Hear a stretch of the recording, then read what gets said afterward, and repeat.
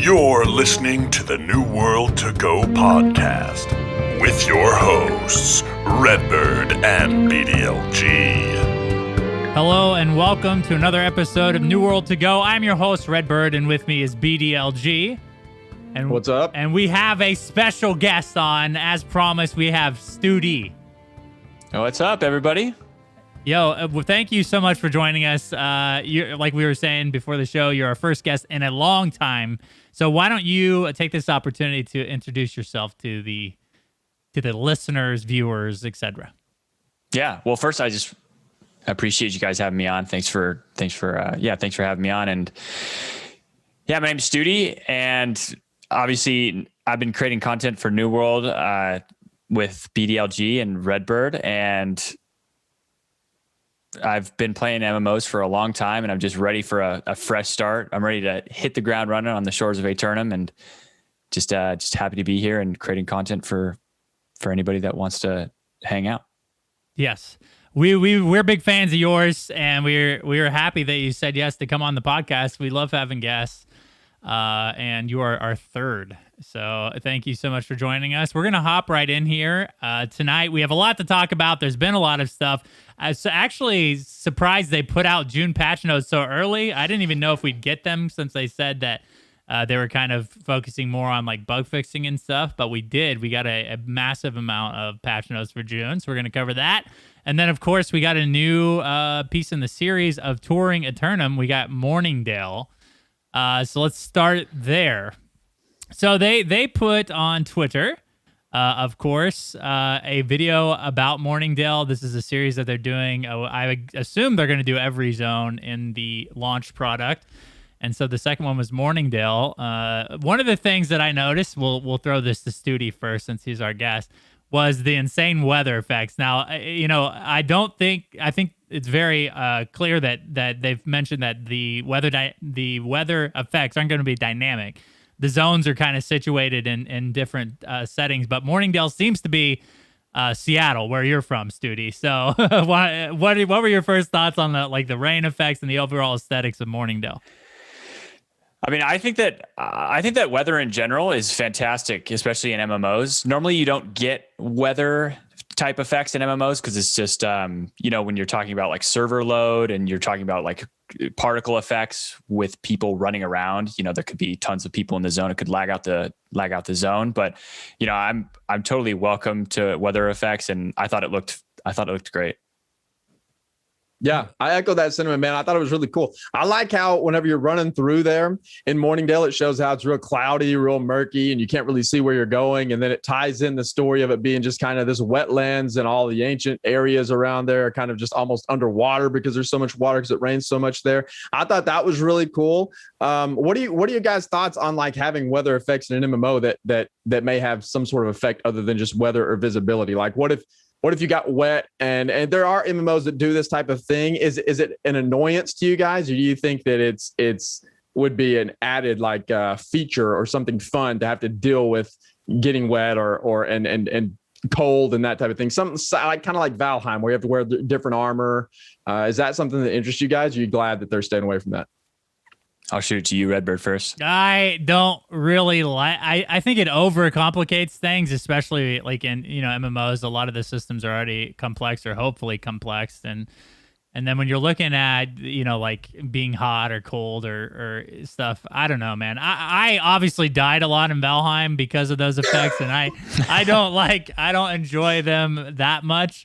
But I can see where, like, that dynamic, having to be prepared for every zone and every weather type could be fun. But I just would prefer to focus more on, like, combat and enemies and everything like that. But I completely echo that. Yeah. I mean, when you're just trying to have a fun time in Morningdale and you're trying to, take in the immersion of the weather effects, but then you see these debuffs sitting on your character that make you run slower or something, you're starting to get cold. I think that can be kind of annoying, especially if it affects combat or if you're dying more often because of it. So I think it may be it could overcomplicate some things. Yeah, I agree. I was just wondering because every time weather is implemented into a game, that's kind of a topic of conversation. But I like the way they're implementing weather. I don't want any effects like that. For the record, I think that'd be awful in this type of game. Maybe if it was more of a survival game like the Initial Vision, maybe that would have been okay. Maybe even then, I think it's too much. But I liked them overall. I thought they looked really good, man. I like the kind of the low visibility, though. I thought that was really cool and just a murky looking area. Pretty neat.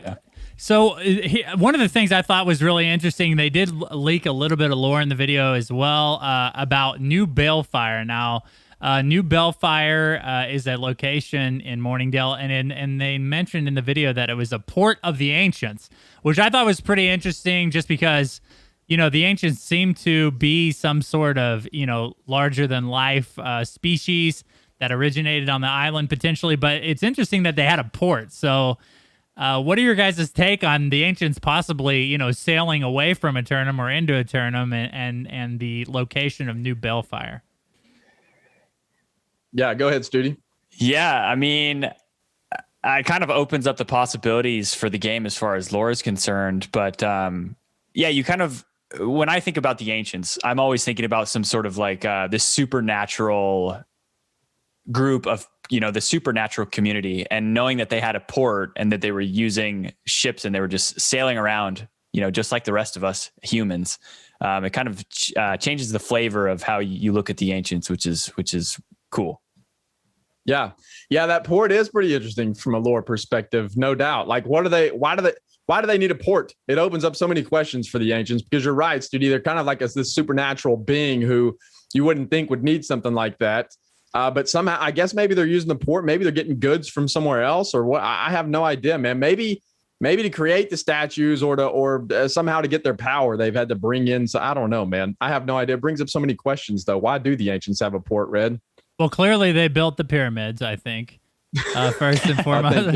And then, so it's just, I love the Ancients. That's one of like one of the things I'm most interested in learning more about in New World, because I think they had a lot to do with, potentially the origin of Azoth, or at least they know a lot about it. So I'm interested to hear more there. And one of the other locations here is Scorpius. Now, they mentioned this would be like an open world area. Preview event, I think a lot of people that pushed to max level got to go to Scorpius. It was like an open world group oriented content. And I just kind of wanted to, real quick, while we're wrapping this Touring Aeternum section up, talk about that, the open world group related stuff and how dynamic that type of content can be in an MMO. I think New World has an opportunity to set a precedent with a area of content that isn't often touched upon in the MMO space. So what are you guys' thoughts on Scorpius as like an open world group dungeon type of thing? And we'll go with Bordy first. Bordy. Oh, okay. Yeah. I'll take it. I like it, man. I like the open world conflict type of stuff. I'm always a fan of open world environment stuff, especially when it comes to PvPvE in the open world. I really, really like that. And I think that places like this can provide almost kind of a PvP hotspot. But in New World, it's a little bit interesting, though.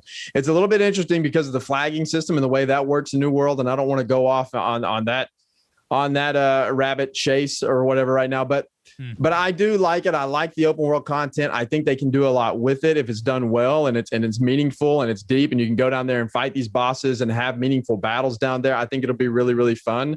I'm a fan of open world combat. There are some issues though, man, with the flagging system. If you have multiple people flagged up in the same area, and then a group comes in that's not flagged, they can just come in there and farm freely while you're fighting away. So I don't know how they're going to address that. If they are, they may not. That may just be what it is, I guess. But overall, I like it. I think the open world group content is fun. I enjoy that type of stuff.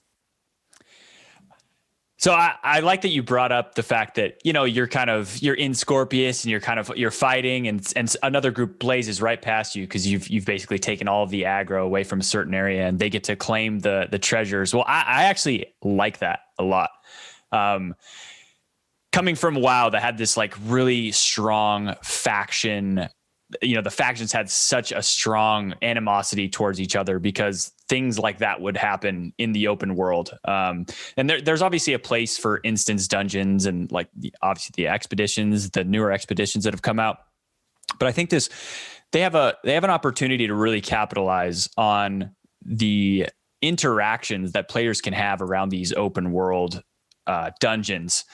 And, if you're in a specific faction like the Syndicate and you're going through Scorpius and you want to kill that last boss, and then the Covenant just comes through and takes it from you, you're going to be really annoyed with the Covenant. And whenever you go around the open world, you're going to take your revenge out on other Covenant members. And I think it's going to breed, some, stronger faction bonds, when you're able to interact with players in the open world. So I like that they're still focusing a lot on the open world dungeons. And so it'll be fun to see how players interact with each other around those. Now, on that topic, Studeee, real quick, so the world can know, what team are you, dude? What faction are you aligned with here? We might have to just go ahead and break up your video and audio right now if you answer the wrong question.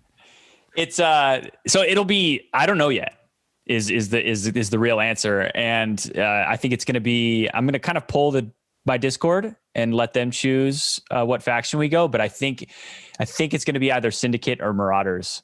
I think we're kind of straying away from the Covenant faction. A politician's answer, Red. No, man, look at the background. Look at his camera background. Syndicate I see it. It's life. purple. Yeah, I see that. Yeah. Yep. That's what he's going to choose, no doubt. Easy. Yeah. So. And he's going to play on our server too. All right, let's bet. Let's go, man. We'll team up and take over for sure. I like that idea. So let's hop right in here. We got some good company news, I think, in the June patch notes this week. And we're gonna break this all down for you. We're not gonna go through the entire patch notes like we usually do. We got Studeee here with us. We're gonna break this up into highlights. I'm sure we'll have a lot to talk about through these topics because there was a ton, man. I didn't think that they would even put these out, and they put them out really early in the month.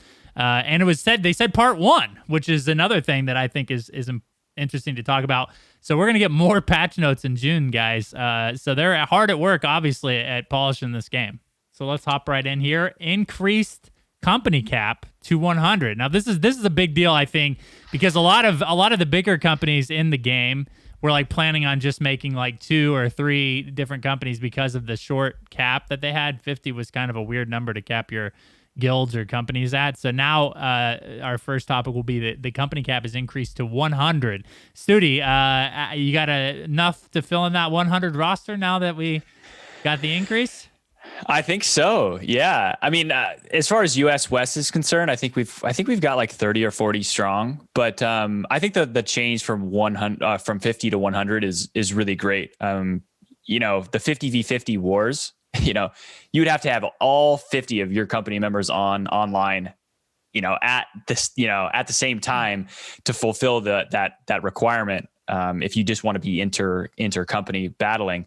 And so I think bumping it up to 100 and allowing, alternates, if you will, for those 50v50 wars it's a good change. Yeah. And it will be more inclusive, I think.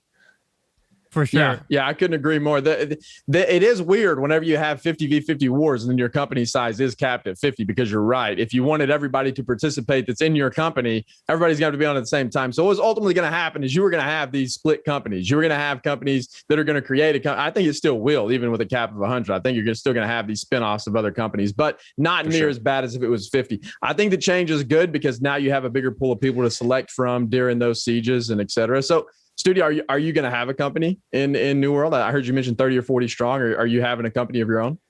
I mean, yeah, for sure. Yeah, I would be missing out on some content if I wasn't creating a company and, trying to figure out that aspect of the game. You'd be kind of like chopping the game into losing something. Oh, sorry. I didn't mean to interrupt you. Do you know what's your company's name? Do you know that? Can you share that with us? I don't know it. I don't know it. Well, I'm trying to help you recruit here, Studeee. I'm trying to help you recruit, man. Yeah. Where can people go if they want to join your company? Your Discord or your YouTube channel? Yeah, I've got my Discord link is all over my YouTube channel and my Twitch and Twitter. You can join there if you're interested. And yeah, I'm going to be, like I said before, we don't even know what faction we're going. It's because I really just want to not put that pressure and, so early on, get people hyped up, if the game's still 10 weeks out or something like that. So I'm going to pull the Discord, 2 to 3 weeks out from beta and just kind of, loosely organize it and maybe go a little bit harder for launch, but beta, just kind of chill out and figure things out. Smart man. All right, so here's another bit interesting change that they made with these June patch notes. They basically, again, for like, I don't know, this is like the third time in 3 months potentially, made like massive changes to the way you gain XP in the game, the different activities. I think overall they've made some positive changes with adding XP gain, or at least increase the XP gain to like gathering, crafting, and now with this patch note, they added the XP gain to finding lore pages and discovering zones. So what is your guys' take? And we'll start with Bordy on the way that they're changing the way you gain XP in New World. So I like it, man. And whenever you talk about XP changes and the way you gain and the rates you gain and how you gain XP, it's kind of a slippery slope in terms of the rate at which you gain XP, because you don't want people to just rush to max level and have a bunch of level 60s running around on launch after 2 days. You also don't want people to get so burned out that they don't want to reach level 60. So it's kind of like there's kind of a medium ground there you have to reach in terms of leveling. You want it to be an enjoyable experience, but you don't want it to linger on so long that people can't get there. So it's in terms of the rate at which they've done XP, I think that they're just gathering as much data as they can and then throwing it out there to try to adjust that to hit that sweet spot, and hopefully they'll hit it. As far as like gaining XP from doing different tasks, I think that's almost a must, man. I mean, I think whenever you gather a lore page or you harvest something, you should get rewarded for that. You should get some sort of XP, and it also kind of incentivizes a little bit more exploration, which is good because now you get XP for going into a new zone and those types of finding another point of interest, those types of things. It's all good stuff, man. Yeah, I mean, I feel the same way. Incentivizing players to go out and find those lore pages. Maybe if they don't even read them right then, obviously they save them on your character profile, and you can go read them at a later point or right then. And incentivizing players and giving them a much larger XP boost for finding those, I think will be, it's a good thing to incentivize players to find out the lore of the game, so they can become more invested and know what is actually going on around them. Yeah. So I thought one of the more interesting things with the lore pages was that, like you had kind of touched on, not only does it reward you for actually discovering the pages, but the more you look for, the more XP you're gained. So here's a note from the patch notes. Base XP has been increased from 25 to 40, and then XP is increased by every 10 notes you get. So basically, so every 10 notes, you'll increase by 10 XP, I think, which is interesting. Like, it seems like that will be a method of leveling to some extent, because we know from the preview event, there are a ton of lore pages out there. And I think they're adding even more with the new content as well. Yeah, I think so. So this is a tad bit off topic, but I want to ask Studeee this real quick. What's your thoughts on lore pages in general in the game? Do you like lore pages, or would you rather see a lot more cinematic, like just hold your hand through the story type of lore? Yeah, that's tough. Coming from WoW, or probably any MMO in general, you run up to a quest giver and you auto accept the quest, and you because you want to go finish that stuff as quick as possible. I think that having lore in long form text format can actually prevent players from understanding what the game is, because they don't really want to read long form text while they're playing the game. You want to go do something else. So I don't know what the solution to that is. Maybe giving some incentive for actually reading the lore. I don't know how you would actually do that, but I know that people would be just seeking out these lore pages just for the experience, and they would never read them at all. So yeah, I think more cinematics. That would be anything that's visual or auditory. I'm all for sure in alternate to long form text. Yeah. Sorry, go Porty, ahead, go Red, ahead. sorry. Well, I was just gonna say how this reminded me of the spell books, or I think that's what they were in ESO, where you basically had to for the Mages Guild, you had to go around and collect lore pages to level up your Mages Guild, and then that allowed you to like unlock different spells and abilities and level up that particular piece of the game. But like to Studee's point, it doesn't really actually inform the player on the story in the game because, I'll admit, I was just collecting the books to level up the Mage Guild. I didn't really care about what the books actually said, and rarely did I read them. But it did help that they had voice acted quests, and I think New World has that. So hopefully they'll try to tell some story through those voice acted quests and the main storyline that they've now extended to end game. So I think we have some hope there, but I would like to see some cinematics as well, because I'm a WoW guy like Studeee. I followed the lore heavily in WoW for a long time. Let's be honest, when it started to fall off around Mists of Pandaria, and that's where I also stopped looking into it as well. But I would buy the novels, I would do everything because the lore was so good. So I hope that New World can deliver on that that level, like as of World of Warcraft or something, as far as lore goes. Yeah, I agree. So what? Oh, sorry, Studeee. What I would like to see happen in the game, in all honesty, I would like to see the lore pages used as almost in addition to, right? So like for the people that are really into lore, they can go gather the lore pages and then they can get extra information and they can really dig into the lore from those pages. But the main story, everybody can get invested in the main story through just doing the main storyline and throwing in some really cool cinematics and really get people invested. I think Destiny 2 does a great job with that, with their cinematics. You get really invested in that story, I think. And then there's some characters that get killed off and all that type of thing. You get really emotionally invested. And I think if they had that plus the lore pages, I think that would be perfect. The lore pages are fine. I like them, actually. I enjoy reading them, but I'm not going to stop what I'm doing and sit there and read them. A lot. That's why we have them posted on newworldfans.com. That's what I hope to see in the future. Is like a more cinematic, more stuff in the game than the lore pages as kind of additional flavor added onto that. Sorry, Studeee, I didn't mean to interrupt you there, man. Oh, no worries. I was just going to add that I think that lore is critically important for an MMO. It's one of the it's just as important as PvE and PvE. Lore is a pillar of the game, and you can't. I don't think you can skimp on lore. Yeah, it's we found that we used to work in the Elder Scrolls Online community, create content with that, and one of the things we noticed right from the jump is that the lore of that game and the setting of that game was what drove the player base the most, I think.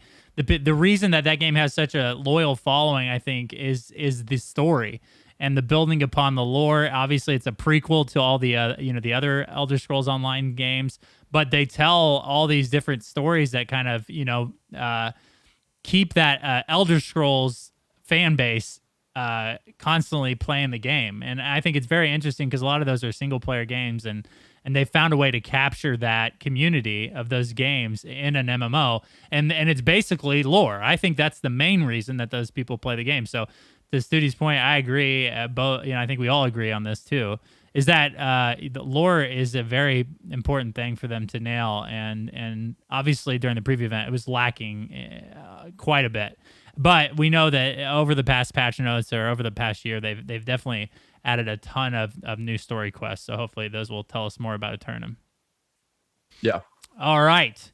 So the next little topic we have here is, and this is a big one, I think, 50 new unique armor sets added. So this is insane. I mean, again, I didn't even expect patch notes, but the 50 unique armor sets. I remember when we first started playing this game, I think there was like 8 armor sets, and this is pretty crazy to me. One of the most important things I think is they've now narrowed down where you're going to find certain perks to certain activities, whether it be Outpost Rush or the new expeditions or sieges or invasions, etc., etc.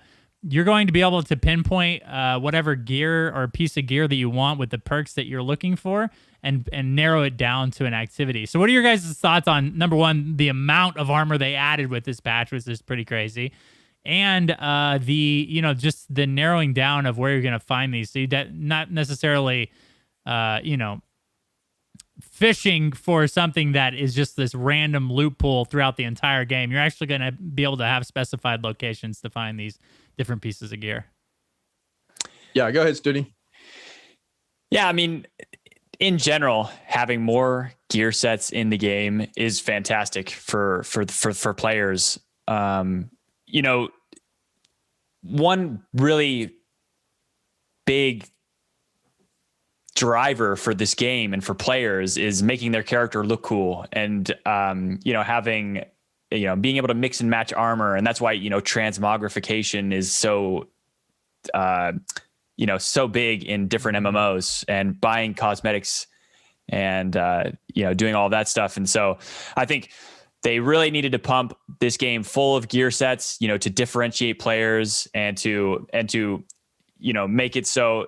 One example, just off topic, is like if I'm a level 10, orc warrior in World of Warcraft, and I go to the big city and I see a level 60, orc warrior, and he's got the best gear on and it looks really, really cool. I'm like, man, I want to be just like that guy.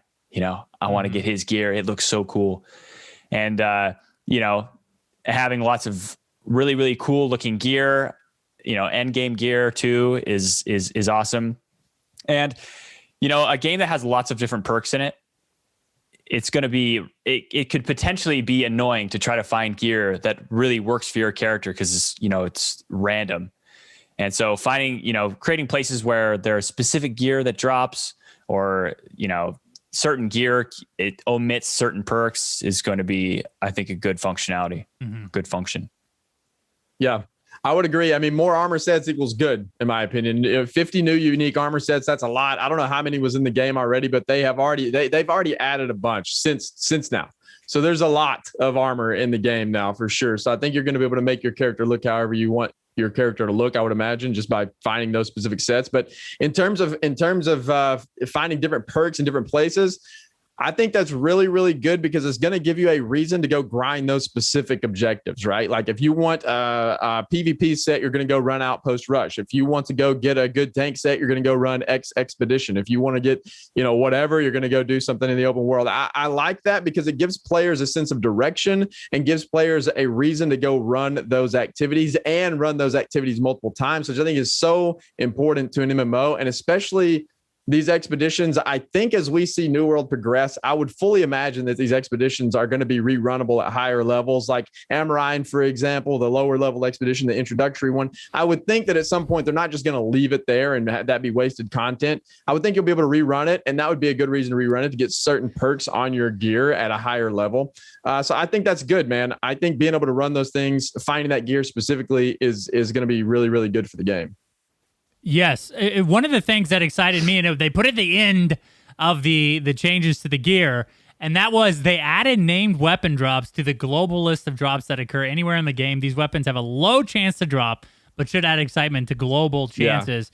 Yeah. Dude, I really want them to venture into the itemization category that that have these rare, unique, like whatever you want to call it, exotic, legendary, mythic, whatever name you want it to be, but just unique pieces of gear that you can find out in the world that do unique things that, can't be found on any other weapon set or armor set.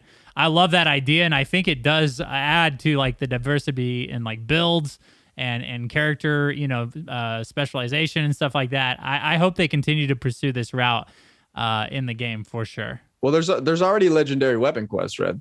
Well, no, I know that, but are but you talking about something above and beyond that? Well, okay, so specifically this like named weapons that have unique perks. I love the idea, and I know you're mentioning like the legendary quests, and then some of there are legendaries that drop within the game. But I would just like to see them venture down that rabbit hole, the legendaries and the unique named items. I love that idea, and it's also a nice place to kind of inject lore as well. When you have like these unique items in the game. Yeah, absolutely. I couldn't agree more. And I know what you're saying there. Like you want to see them go deeper with that system, right? Like something like Destiny again. I mentioned it earlier. I don't know why I'm mentioning it again because I don't even play Destiny 2 anymore. I know you still dabble in it a little bit, Red, but Destiny 2 I think does a good job with their exotic system, man. You can only have one equipped per time, and it's fun to go collect those and get those, and it gives you something else to do. I think their system for that is pretty good. So maybe New World will eventually have something similar to that, or I honestly, I like ESO's sets, the way they do their sets, man. You mix and match your armor to get certain perks on there. I wouldn't be opposed to having something like that eventually in New World either. I think that's pretty fun to do. That gives you definitely a reason to go grind for a specific piece of gear so you can finish out your set, complete your set.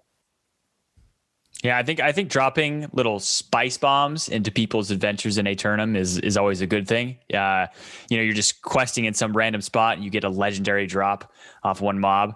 That's a really memorable moment. That's created for players. And so I think it's great that they're pumping the game full of these types of memorable moments.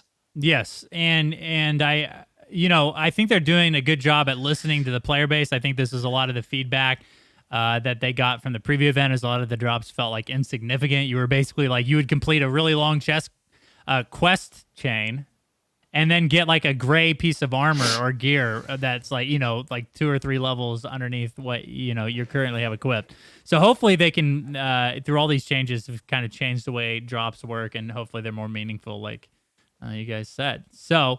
The next change here that we have is they redid the entire opening menu.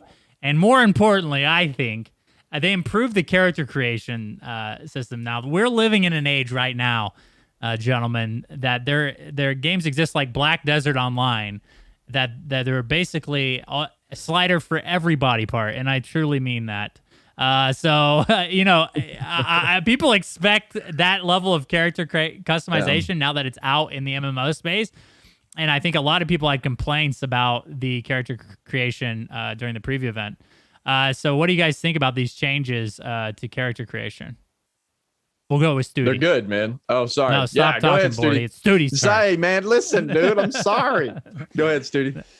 Now, we kind of touched on this earlier, is that more ways to kind of manipulate your character and create ways to differentiate yourself between, somebody else is always great. And it makes every player feel, special in their own type of way. Face tattoos. I'm here for it. Yeah. Even with face tattoos. Yep. Red, you're probably gonna have a lot of face tattoos. Of Red? course. Is that gonna be your character? Yeah, for sure. Okay. All right. So I like the new character creation, man. The new screen, the new opening screen looks good. Looks nice, looks modern. I like that a lot too, where you have the news on there. It shows you, what's going on in Aeternum, shows you what's going on in New World, gives you easily clickable links so you can stay up to date with everything. That's perfect. I think it looks really good. It looks really modern. They did a great job there. The character creation, I don't know, man. I hope they continue to iterate on it because I think right now all it is just a bigger selection of presets that you can choose from, and there aren't any sliders or anything of that nature. And I hope that before launch they can try to implement some sort of sliders. I think that is a big deal to a lot of people. I see it all over Reddit all the time about people that are just getting into the alpha or whatever that shouldn't be saying anything about the character creation screen, but they are. It's kind of lackluster. And it was in the preview event. There's not a lot to choose from. This is a step in the right direction for sure. And to me personally, I don't really care, dude. I'm not one of those guys who will sit there at the character creation screen for 2 hours and jack with sliders. I don't care. I'm going to pick somebody that looks cool. It's not hard to recreate me in a game, bald head, beard. I'm done. And then I just create my character and I go in there. No face tattoos for me though, dude. I'm not that hardcore, but I do like a good character creation screen for those that enjoy that stuff, and for the longevity and health of the game. I hope that they continue to iterate upon that before launch. Yes. Bordy, we know you are the epitome of an internet dad, but I'm going to probably take like 2 hours to create my character as usual.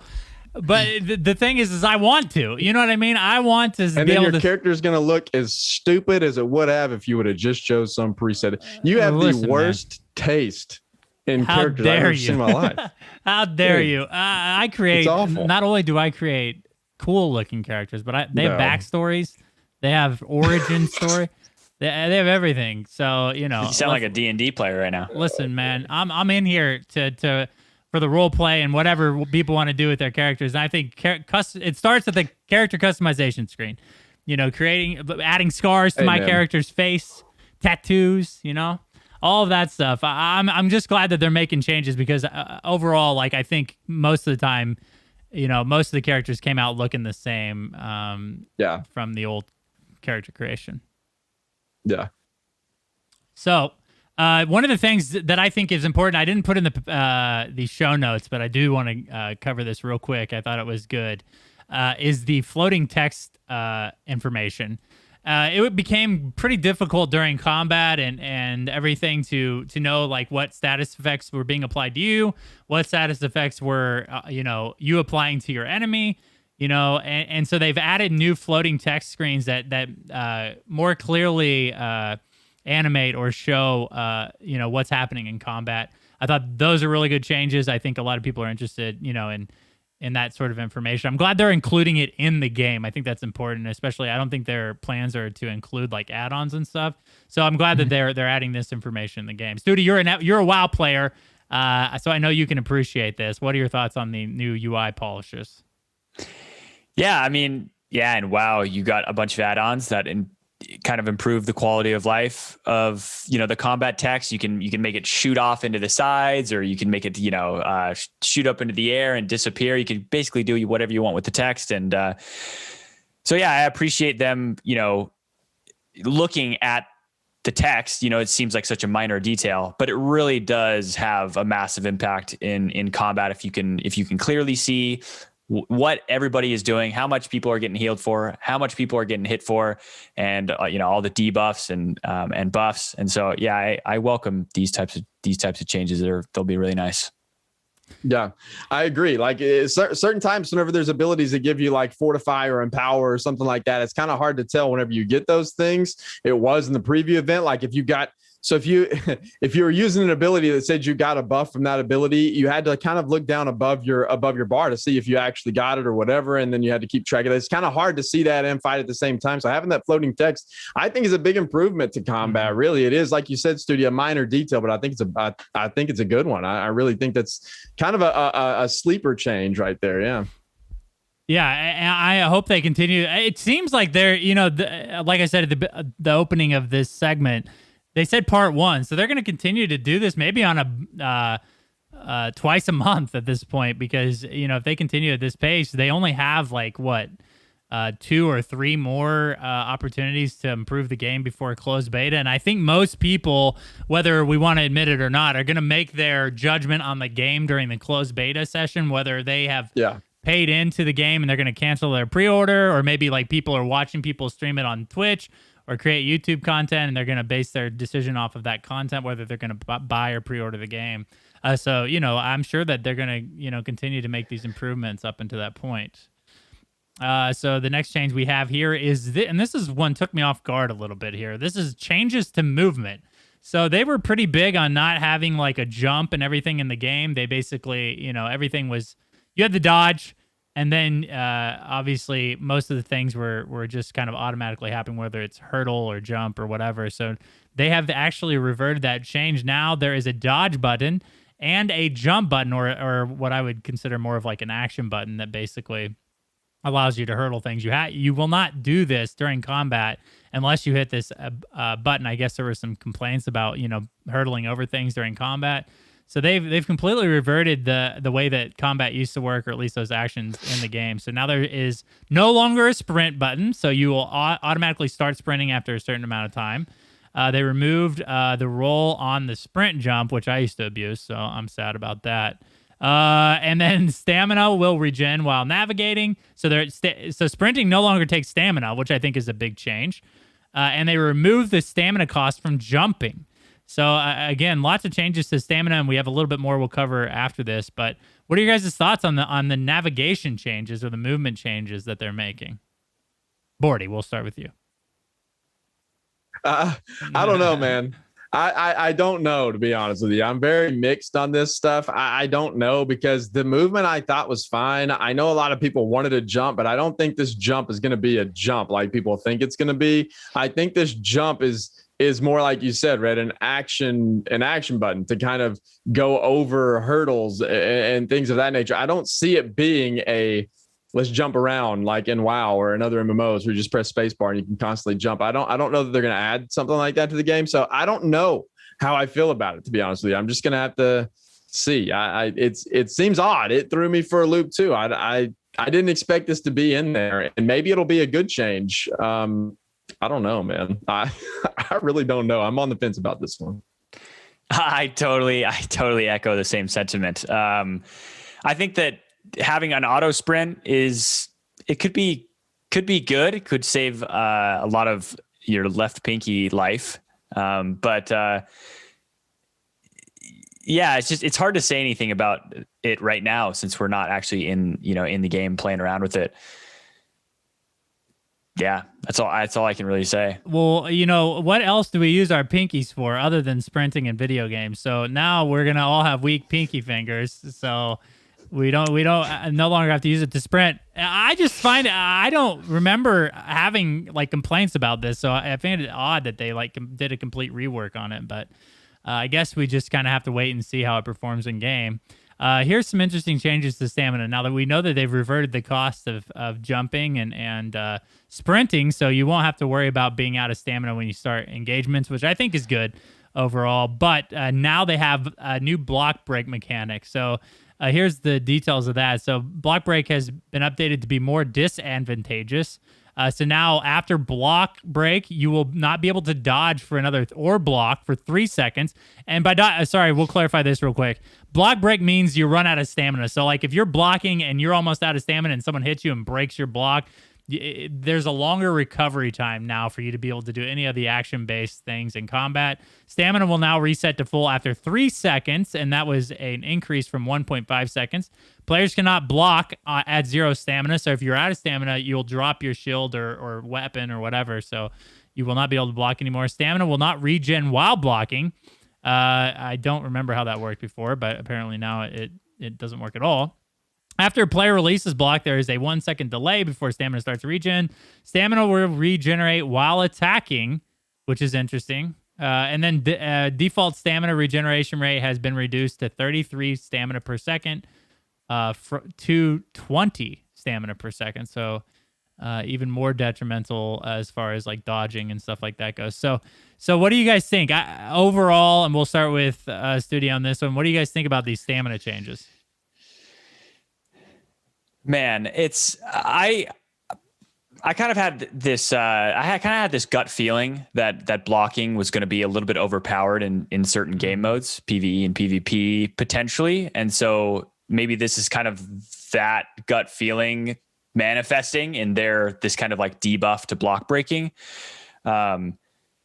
Yeah, I guess we'll just have to see how it feels. A lot of these changes and, a lot of the changes in this particular section to me felt like they might be a little bit janky. And that just comes from, prior MMO experience, just, playing around in games that have these sorts of mechanics. And so, yeah, we'll just have to see, what types of, what will happen to these nerfs, I guess, to stamina. Yeah, these are some interesting changes again, man. And I'm not sure, like if you're a tank, you're probably not happy with these changes. If you're one to play a tank, this is a pretty big nerf to blocking. But I agree, Studeee. I think that blocking was probably a little bit too OP. It was very, very strong. And so now I think this makes you think twice about when you're going to block, how you're going to block, how you're going to tank both in PvE and in PvP. Because once you break that block, man, you're punished for it. So you want to make sure that you're not just spamming, just perma blocking. Because if you're perma blocking and you get your block broken, especially in PvP, you're about to get punished real hard for that, which I think is a good thing. Ultimately, I really do. I think this is going to add some depth to the tanking in the game, because before, man, you could just block, and with really no no penalty almost. It was a little bit too much. So I like it. Again, I think Studee's correct. We're going to have to play it, see how it feels, because a lot of these changes are kind of hard to really speak on until you get in there and you actually use it. But I think on paper, personally, I like the change because I think blocking was really, really strong. And I like the fact that you have to be a little bit more conservative, not conservative, but a little bit more conscientious about, is that the right word? About what you're doing and how you're playing the tank role and how you're blocking in both PvP and PvE. So I think it'll be good ultimately. Well, and this kind of aligns with all the weapon changes that they made in the big rework they did, I think a couple months ago at this point, where they were adding mechanics into like the blocking, like sword and shield and great axe and all of those other weapons. Because now, like, those are more significant when it says like reduced stamina usage of blocking and everything like that. Now that there's actually going to be a mechanic where you have to worry about your stamina pool, I think those become stronger. And I think sword and shield is already really strong in PvP, and so I think these changes to blocking and everything are gonna, there's like a sneaky buff to that in like a player versus player setting as well. So like you said, we'll have to see as we go into the closed beta how these changes work, but overall, I think it could be mostly positive because, there is more of a mental game you have to play with stamina and managing your stamina pool. So I think that about does it, guys. There were weapon changes. They're pretty minor for the most part. We might cover those later on in a different video, but overall, those are the patch notes from June, part 1. So I think we're going to get another part unless this is just some weird, like, I don't know, like they just added part 1 because I don't know why they would do that if there wasn't going to be a part 2 in June. So we expect to get more. All right, guys. Well, Studeee, it's been fun, man. We thank you again for joining us on the podcast. One more time for the audience, why don't you tell people where they can find you? Yeah, in the description below, you'll probably find my YouTube channel, my Twitch page, potentially my Twitter profile. And thanks for having me on, guys. I really appreciated the meeting you guys virtually, and talking about the new updates, because there are stuff that surprised us for sure, and stuff that I really welcome and that I thought were fantastic changes. So yeah, thanks for coming on, man. This has been fun, Studeee. We appreciate you being here, man. It has. If you guys, we'll have all of his information obviously in the show notes, and then we're going to feature him on New World Fans over there with the episode. So go check that out as well. Obviously, we've got our builder up. If you guys haven't seen that already, there's like over, last I checked, like well over 100 builds already. You guys are killing it over there. It's awesome to see your guys' builds. We're getting a rating system up soon. Obviously, Taken's working hard on all that stuff on the back end. And soon you guys will be able to create rankings for everybody, upvoting people's builds and how good they are, and hopefully we'll have the meta stuff up soon once the closed beta starts. But again, guys, Studeee, thank you so much for joining us. This will hopefully be the first of many times you come on the show, and we appreciate you coming on here with us. And thank you guys for listening. We really appreciate it. As always, you guys are killing it. We are well on our way to 1K on YouTube, and that's a lot due to our New World to Go audience. We appreciate you guys so much, and we'll see you in the next episode of New World to Go. See you guys.